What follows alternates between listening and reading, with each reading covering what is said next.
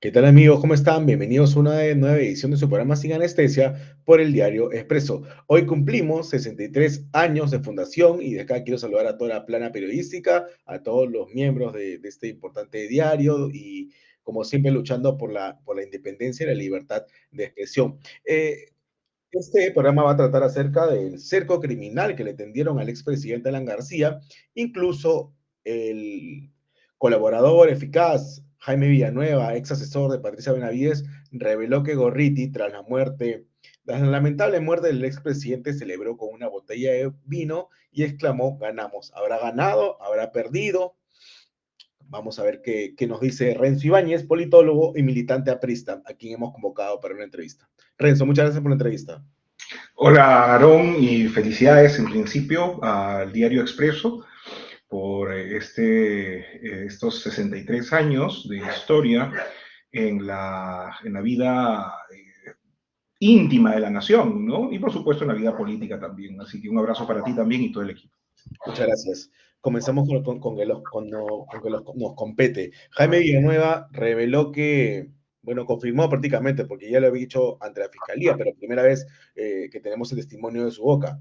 Reveló que le tendieron los fiscales Vela, Pérez y él, me refiero a Gorriti, un cerco al expresidente Alan García, ¿no? Bueno, lo que hemos venido a escuchar con el testimonio de Jaime Villanueva es, en todo caso, la firma, ¿no? De un texto que ya sabíamos, de un argumento que ya sabíamos, de una puesta en escena que quisieron construir para justamente liquidar a un enemigo político como fue Alan García. Y creo que además de afectar mucho no solamente a la familia, el saber que pudo haber sido de otra manera, y creo que también es una afectación al Perú en su totalidad, pero en particular a las instituciones y a la libertad y sobre todo a la justicia, porque si esto le sucede a un presidente de la República, a alguien que estuvo 2 veces sentado en el sillón presidencial, le puede pasar a cualquiera.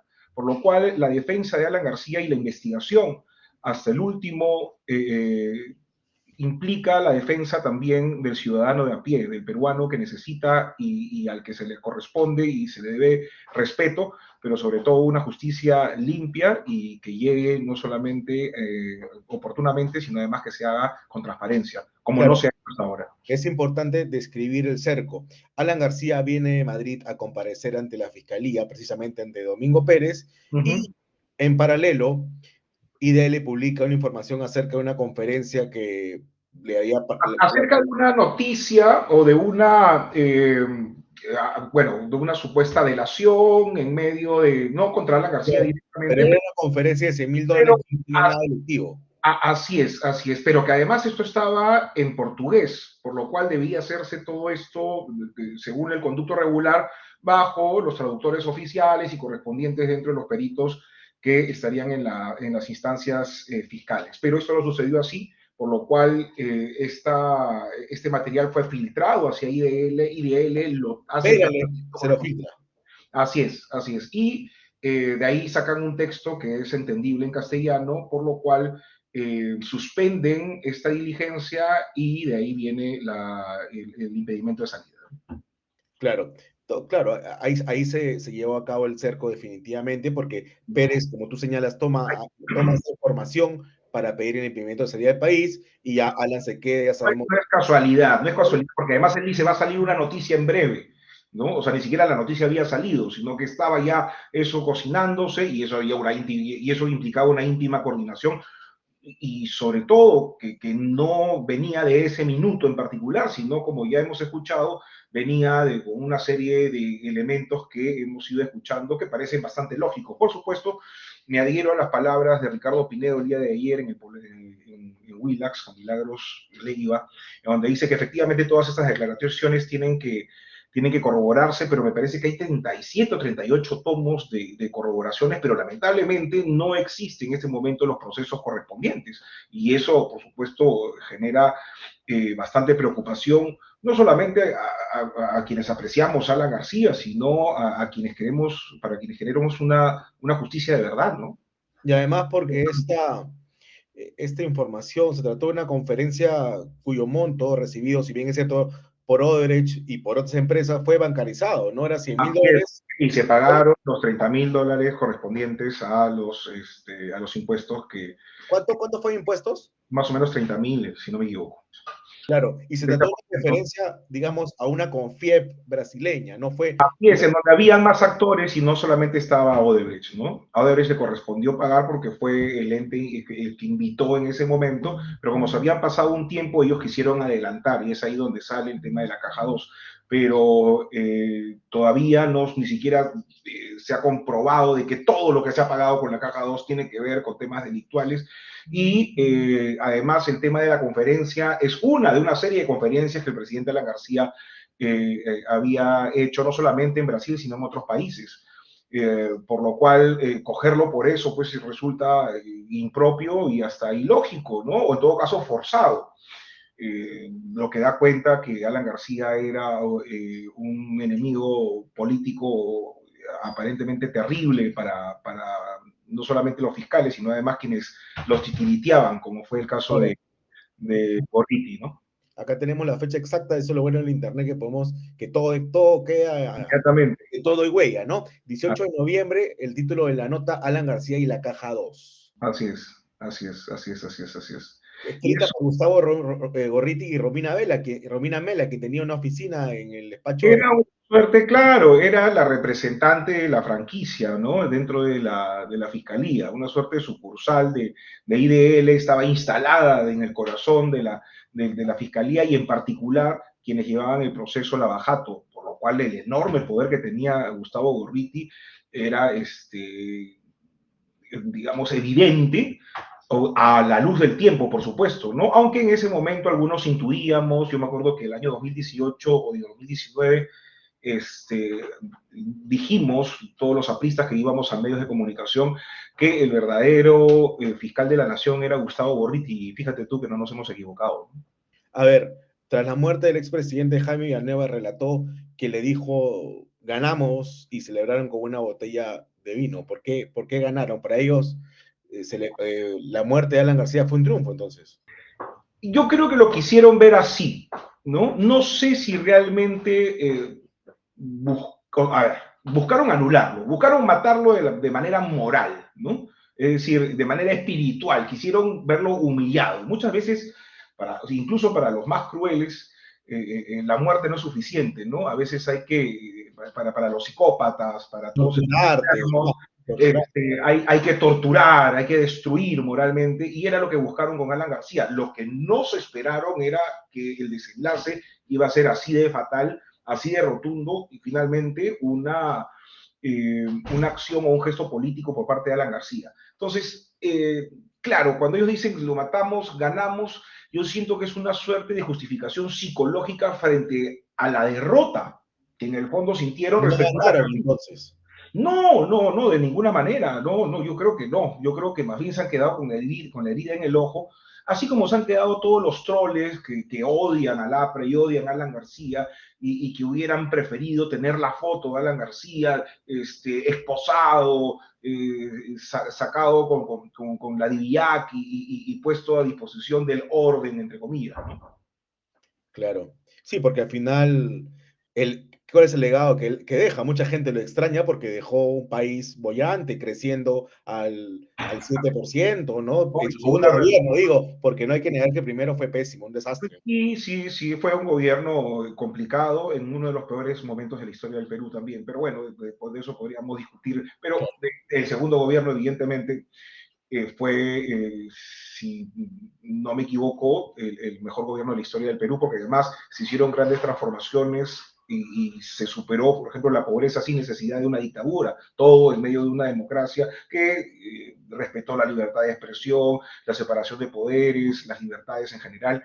Y creo que eso es algo que no se lo van a perdonar a Alan García y no le van a perdonar a Lapra. En principio, la subsistencia que tenemos hasta el día de hoy, que son cerca de 100 años, no es fácil, así como 63 años no se cumplen así nomás, 100 años tampoco se cumplen, evidentemente. Igual el caso de Alan García, haber tenido la oportunidad de reivindicarse ante el país, eso no se lo perdonaron jamás y tenían que seguir con la leyenda negra que se había construido durante los 90 sobre el tema de corrupción y una serie, etcétera, que por supuesto la historia terminará por aclarar. Pero yo creo que los enemigos de Alan García tuvieron en todo caso la pertinencia o la inteligencia de controlar las instituciones públicas del país, entre ellos, por supuesto, y principalmente la Fiscalía de la Nación, y con eso tuvieron el arma perfecta para poder destruir a sus enemigos.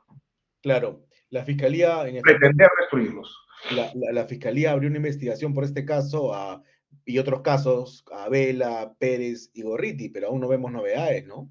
Hasta ahora, porque acuérdate que, por ejemplo, en el caso tanto de Nava, que incluso su abogado salió a decir, y lo leímos incluso en Expreso, que lo que se había supuestamente dicho no era cierto y que él no había en ningún momento sindicado a Alan García como receptor de algún dinero que él habría recibido por parte de Odebrecht o de Marcelo o de Barata, ¿no? En el caso, por ejemplo, también de este sinvergüenza de apellido Atala, por ejemplo, hasta ahora ninguna de sus delaciones o esto que esta engañifa ha podido ser corroborada, argumentada en ningún sentido, ¿no? Por lo cual tampoco entendemos por qué es que sigue libre. Claro. Quisieron aprovechar de un muerto para poder salir libre, ¿no? Bueno, y quieren seguir porque tuvieron acceso a sus celulares, ¿no? Tuvieron acceso a sus celulares, han tenido incluso acceso al celular de Alan García, no han encontrado nada y siguen picones por eso. Es decir, claro, o sea, han querido forzar de todas las formas posibles, ¿no? El hecho de tratar de buscar algo que permita justificar todo el daño que se le ha hecho a Alan García y a su familia, pero no han podido hacerlo hasta el día de hoy, ¿no? Tan grande es la figura de Alan García que algunos maquinean, imaginan que aún sigue vivo, ¿no? Sí, sí, yo te confesaría que al principio eso me daba un poco de pica, de cólera, porque claro, quienes estuvimos cerca sabemos Bueno, que ¿no? realmente se fue y la verdad que dejó un mundo vacío, quienes lo admiramos, por supuesto, y además estuvimos cerca de la familia, quienes lo sufrieron. Pero es cierto también que es un personaje tan íntimo de la historia del Perú contemporáneo, que en el proceso del duelo, tú sabes que la primera parte, la primera etapa es la negación, así que yo supongo que es parte de eso, ¿no? Y lo segundo, pues, que es además un tributo a su inteligencia. Claro, porque habría tenido que Tenía que verse con, uy, manejar olvídate, todo Perú para el poder. propio José Domingo Pérez, al propio Gorriti probablemente, ¿no? Con sus artes mágicas, decirle, por favor, déjame A escapar, Vizcarra también, ¿no? a Vizcarra, ¿no? Y a toda la comunidad caviar internacional, porque acuérdate que hasta eso se activó, ¿no? Cuando Alan Pero García. Tabaré Vázquez le niega el asilo por presión de la caviarada internacional. Así es, así es, así es, así es. E incluso Tabaré Vázquez fue, como dices tú muy bien, presionado por la caviarada internacional, a pesar de que ya le había prometido a Alan García en una comunicación de que eso salía de todas maneras, ¿no?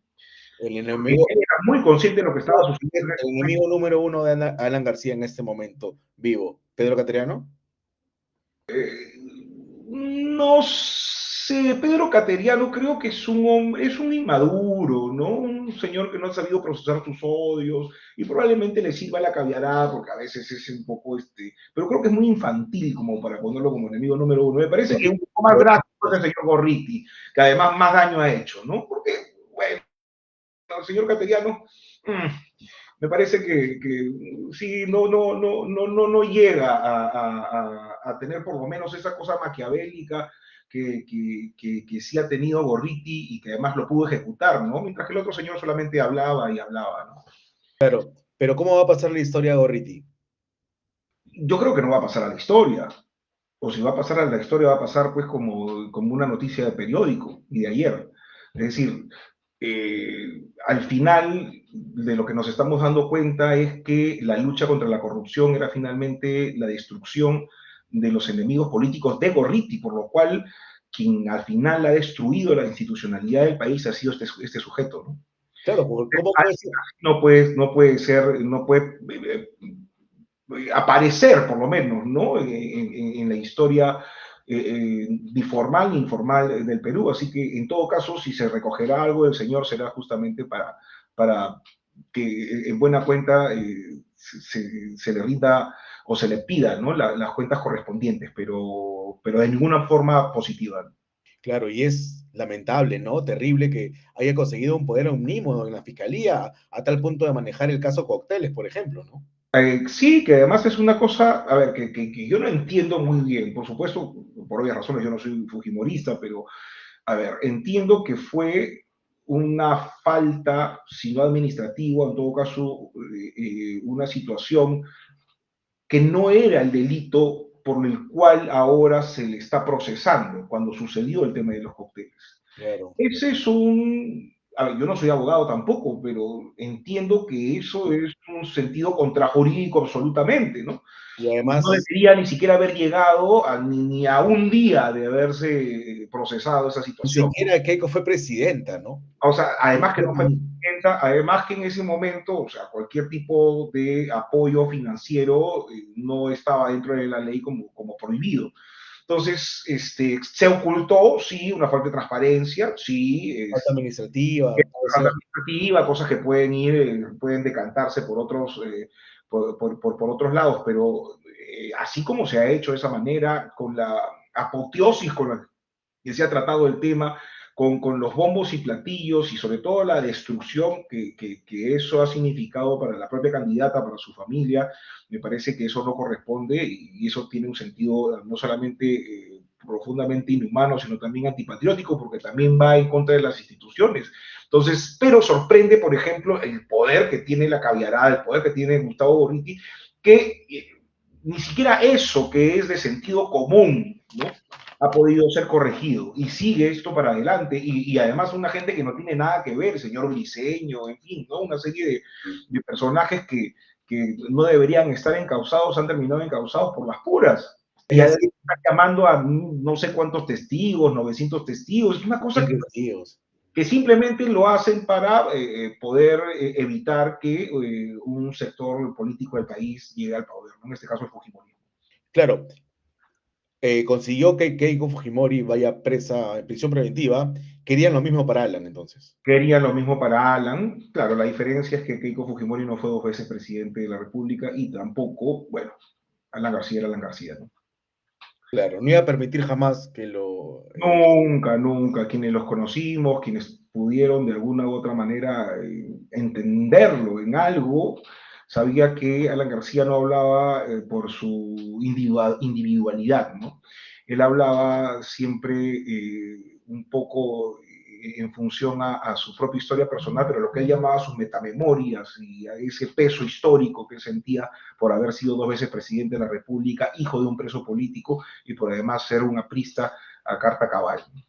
Entonces, para cerrar el tema ya, Alan, ¿tú no crees que Gorriti sí quería asesinarlo?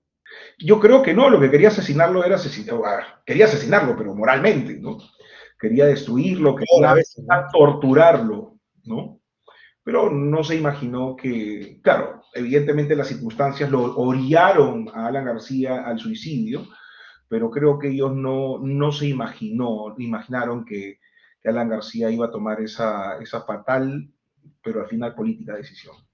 Milagros Leiva siempre se pregunta por qué no fue Domingo Pérez a la diligencia, a la detención preliminar. ¿Tú por qué crees? Yo creo Y que por cobarde. yo imagino por un poco de temor, porque, a ver, claro, ellos pensaban ir a la casa de un delincuente en su cabeza y estaban yendo a la casa de un político. Entonces, claro, ellos cuando de pronto, además que estaban escuchando porque ellos lo sabían todo, en algún momento Alan García hubiera dicho, yo no voy a dejar de esposar, yo no voy a dejar, y eso en la cabeza de Pérez de haber sido, y este tipo me va a querer hacer algo, entonces él quiso zafar, ¿no? De la responsabilidad, porque además es un cobarde, ¿no? Es un cobarde de la peor calaña, este señor Pérez. Igualmente el señor Colchado, que supongo que a él, así como lo conocemos de figuretti, le hubiera encantado estar ahí, no sé, tampoco estuvo, ¿no? Entonces,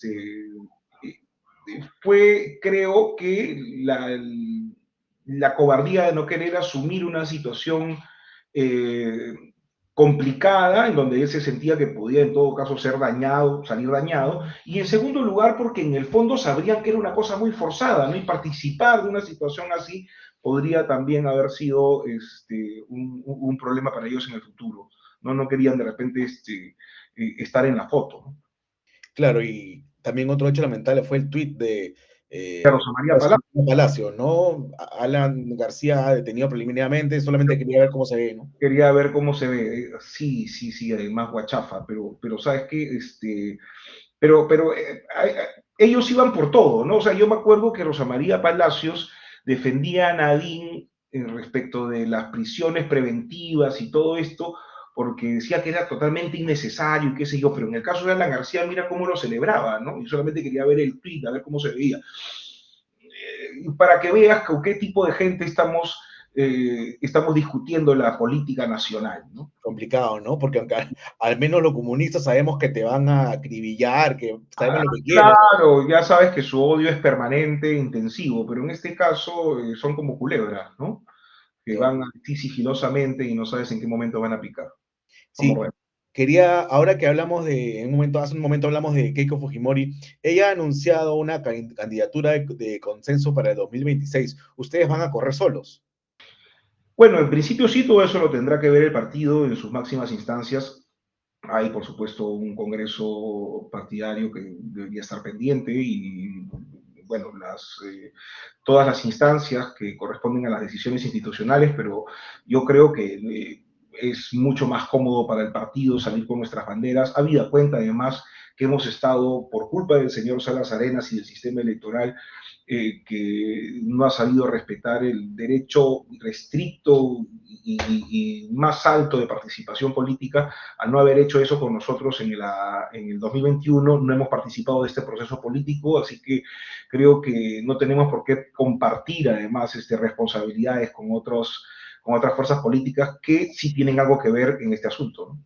Claro, y habiendo tanta oferta por culpa de esta reforma de Vizcarra y el señor Cuesta, es importante, pesa la marca de la estrella, ¿no? Es Y importante. claro, porque de 39 cosas que están ahí, pues lo primero que vas a ver es la estrella ya es conocida, ¿no?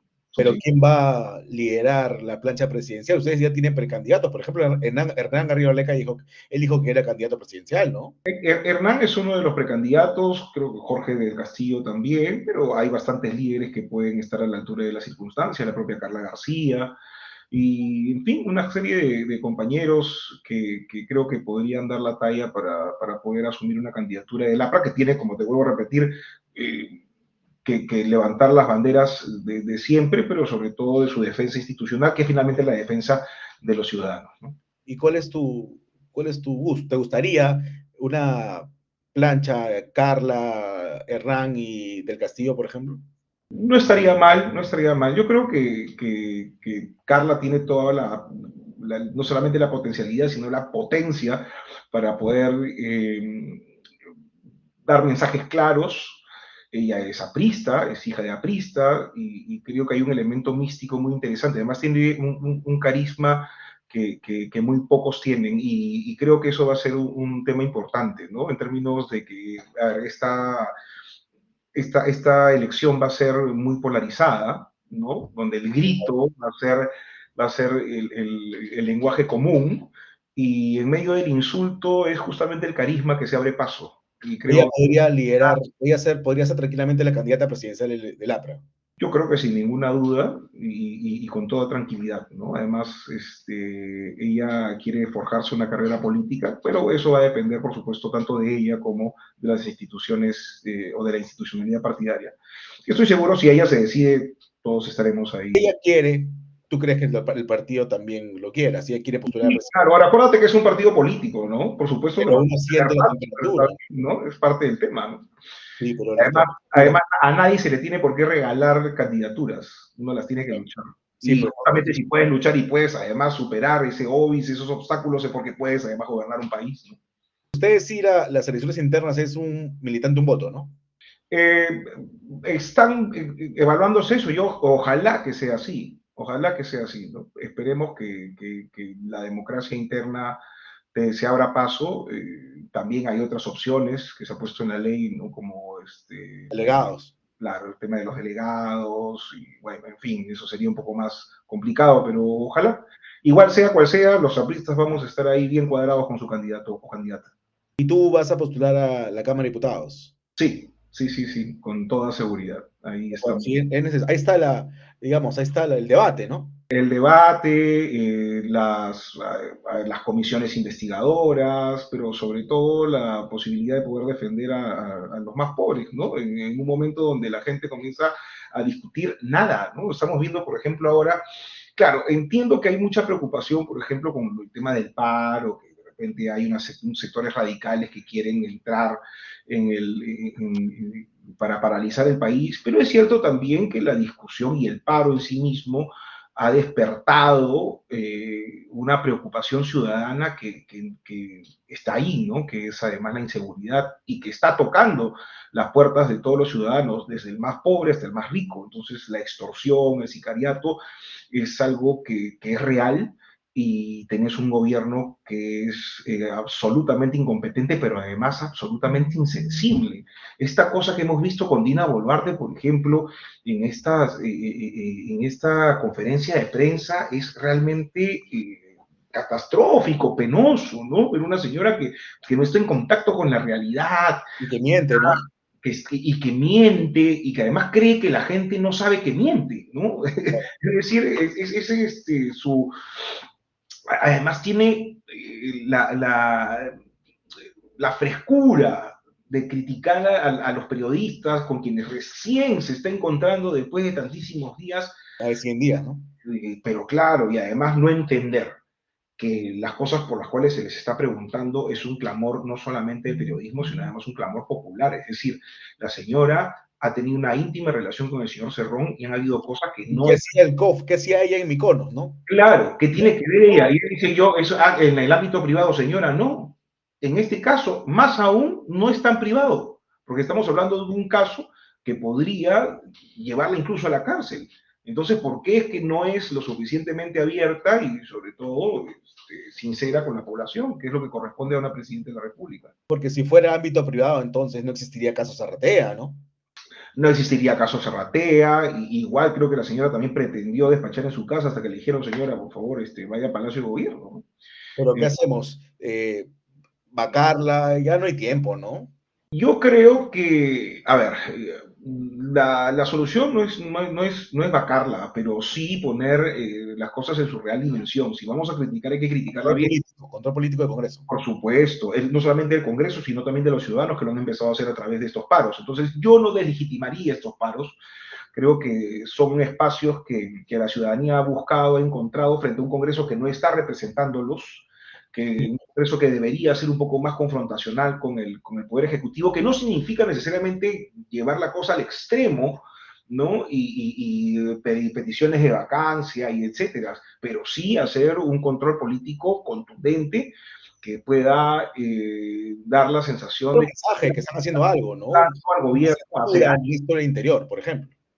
pero además tienes que dar gestos, ¿no? El ministro del Interior, a ver, a mí me pareció un buen elemento, yo lo conozco porque me lo he encontrado alguna vez en Sí, campaña, claro. que él ha postulado también, y además es hijo de policía, tenía un lenguaje interesante, me parece que tenía claro quiénes eran los enemigos del país, ¿no? O sea, entendía que los caviares y los radicales pugnaban por la inestabilidad y me parecía eso muy, muy bien, pero ya después ya no tiene oxígeno este señor, No, ¿no? ya se quemó como fusible, ¿no? Ya no, y además es un sector muy sensible hoy más que nunca. Es un sector que es siempre sensible, pero hoy más que nunca el Ministerio del Interior necesita de un remozamiento, un ayornamiento, pero sobre todo de gestos claros, de contundencias, de acciones claras que este señor no las va a poder llevar a cabo. No solamente por una cuestión de inacción, sino porque ya su voz tiene sordina, es decir, nadie lo escucha.